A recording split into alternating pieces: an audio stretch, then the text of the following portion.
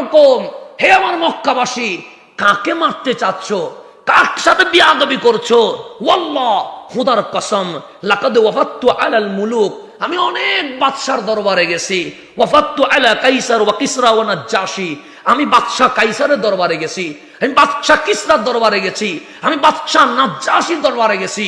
ওয়াল্লাহ, খোদার কসম, ইন রাআইতু মালিকান কাত ইউআজ্জিমুহু আসহাবুহু মা ইউআজ্জিমু আসহাবু মুহাম্মাদিন সাল্লাল্লাহু আলাইহি ওয়াসাল্লাম মুহাম্মাদা, আমি বাদশা কাইসারকেও দেখেছি, নাজ্জাশীকেও দেখেছি, কিসরাকেও দেখেছি, কিন্তু আল্লাহর কসম, আমার নবীর সাহাবীরা আমার নবীকে যেইভাবে তাজিম করে, বিশ্বের কোন প্রজা এরকম প্রেসিডেন্টকে তাজিম করে না। এটার নাম রহমতুল্লিল। এটা কোত্থেকে বলতেছি? বুখারী শরীফ থেকে বলতেছি, কোন বানায়া কথা বলতেছি না।